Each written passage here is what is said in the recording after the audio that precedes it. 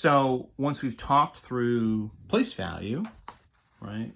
So sort of our kind of chart for place value. Part of the reason we do this is just so that we can name the numbers. I kind of did this a little bit. I've been sort of saying the names of numbers. But one of the things we want to be able to do is be able to write those numbers out, or vice versa, be able to go from a written form of a number into an actual, a number form, the standard form.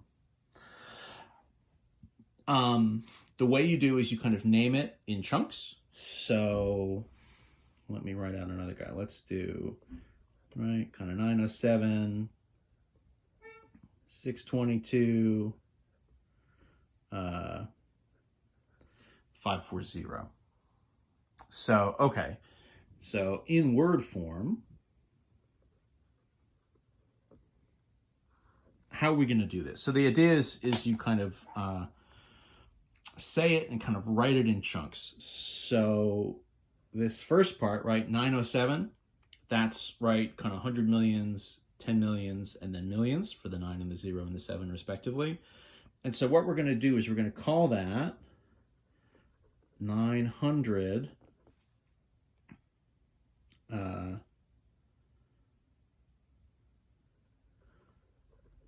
7 million. So we're just going to call it 907, right? The idea there, right, is you're saying, okay, so it's 907 million. So you're doing it in 3. So you're either going to have, something 100 and then millions, or just you could have, we'll come across the other examples as we go. So we're going to start with 907 million. Then we're going to go on to the next chunk, which is sort of our thousands chunk. So that's, right, 622 would be 622.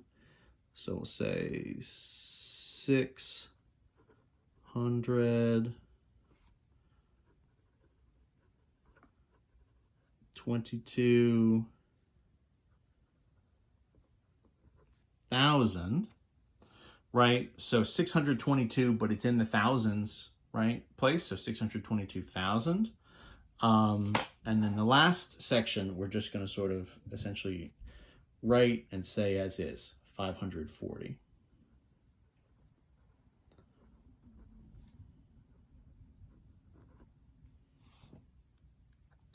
And one thing that I think I actually probably shouldn't have put in here is, in the first one, I wrote 907 million. The and really shouldn't be there. You really just want to say 907,622,540, right? What will happen is as we get near the end of the class, when we do chapter 5 and we do the decimals, you'll use an and to sort of jump from these whole number place values into the decimal place values. And so you kind of want to leave the ands out, even though, as just happened to me, it can kind of seem a little natural that you maybe want to put an and in there. Technically, you kind of want to leave them out. So taking a big digit, rewriting it sort of, right, in this case, sort of in words, right, or sort of how you would say it, is something like that. You could do, let me do another maybe just shorter example. So everything here kind of had, so let's do maybe 52, let's do 0, 36, I don't know, 400. So same idea, right? We're kind of going in chunks. So this is 52 is our millions. So we're just going to say /right 52 million. Oh, and between, when you write everything out, you're going to put a comma in the same place that the commas are showing up in the number, right? So, you have these sort of 3-digit chunks. And so you're going to say, right, 52 million, right, sort of comma. And then for us, our next one here, what'll be our sort of purple would be, so, in theory, just that chunk is 36. So we're just going to say 36,000. So 36,000. And then we'll wrap with our sort of last bit, which is just going to be 400.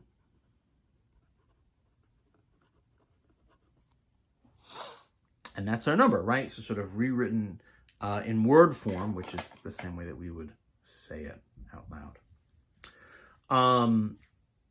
The other way to do this, we could take it and flip it, right? Which is what if we have a number written as a word, and then we need to write it out in standard form. So let's go from word form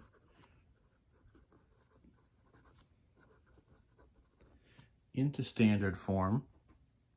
So let's take something like 700 million.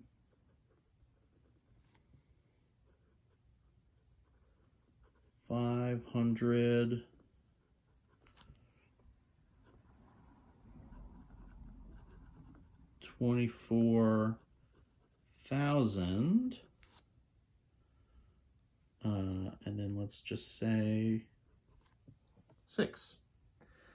So 700,524,006. So again, we're kind of going in chunks, right? So this is 700 million, just straight up. So, all right, 700 and then a comma, right? So I know I'm in the millions place. The next chunk for us, right, we sort of have been doing our thousands in purple. So 524,000. So that's just going to be 524, right? 524. Done and done. And then the last thing just says 6.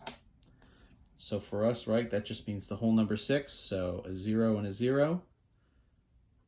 And then a 6. So that's going to be our value, right?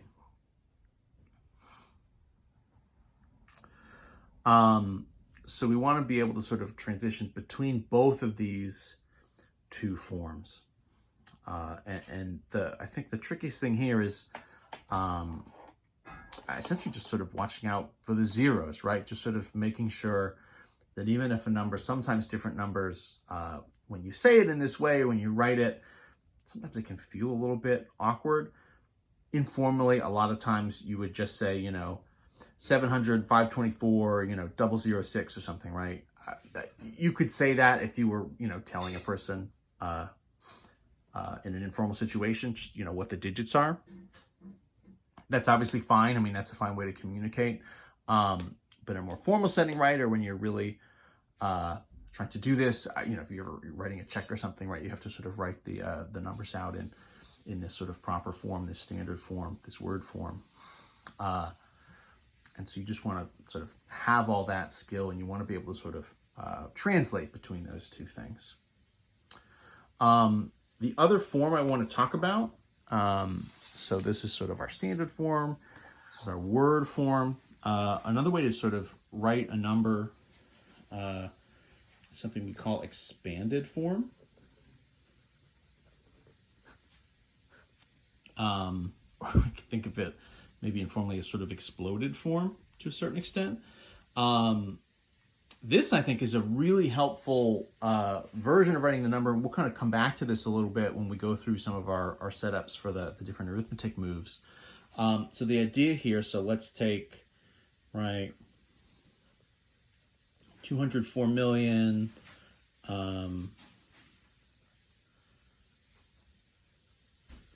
72,000 and 500 or something, right? So the move here is you actually sort of take it kind of one digit at a time, and you very explicitly write out what the number is sort of with its place value. So what I mean by that, right, is, so take the 2 here, right? So this is 2, the place value here is the 100 millions. And so that 2 really stands for 200, whoops, put my comma in the wrong place. 200 million. I mean, the 2 there, it means that much, right? It means that number just sort of by itself. And then what we're going to do is then essentially what we're doing is kind of expanding this out and sort of treating it as an addition problem in some sense. And so we're saying, so the 2 here is in the 100 millions place. So this is 200 million. The next non-zero digit would be the 4. That's in the millions place. So this would be 200 million plus 4 million, right? And then we're going to do that same thing and expand out for every place we have a non-zero digit. So the next thing here, a 7 is in the 10,000s. So that would be, you know, the 7 here really accounts for 70,000, right? Plus 2 is in the thousands place, so plus 2,000. And then the 5 is 500, so then plus 500. So the expanded version of this number, right? I mean, in theory, if you sort of take this and add these all together, you would get back the original number we started with. So this is sort of this expanded or exploded form where you're kind of separating everything out and really explicitly showing, okay, each of these digits is sort of worth this amount, right? The 2 is here, this first 2 is here in the 100 millions place. So it really is the number 200 million plus the 4 is 4 million, right? The 7 is 70,000, the second 2 is 2,000, and then the 5 is 500. So it's this expanded version of the number. If we did this for a number that's maybe not quite so big, 7,605, for example, right? So the idea there is you're going to say, okay, so my 7 is really worth 7,000 plus, my 6 is 600, and then the 5 is just 5. 5 is in the hundreds place, right? I don't need to do it for any of the zeros. I'm jumping over any of those. So my expanded form is there. This is clunky. We would never really like write numbers in this way. Technically, it's correct. I mean, it sort of means the same thing.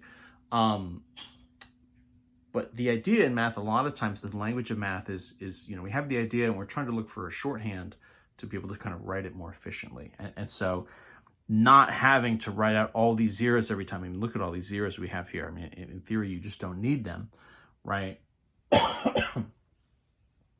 So, rather than have, whatever, 25 digits or something here, we just have the 9. In this case, 4 digits versus, what is sort of twice as many down here in the second version.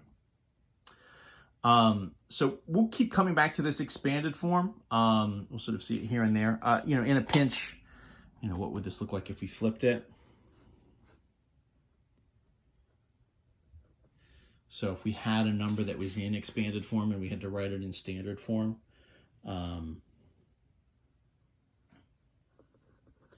right, 20,000 plus 600 plus 80 plus 2 or something, right? In some sense, the idea with standard form is there's no overlap in the digits here, right? So it's 2 for 20,000. The next one is 600, right? So then going, okay, so 0 in the thousands, 6 for the hundreds, right? 80 is 8 in the tens, and then my 2 is my 2. You could almost stack them over top each other and then kind of just sandwich them down. And, wherever you just have a stack of zeros, you get a 0, and then the digit for whichever sort of place value is what you get there. So that's sort of a standard form into a word form and vice versa. And then the standard form of our numbers into this expanded form. So again, we'll kind of come back to this expanded form here and there as we're sort of doing some of our different operations.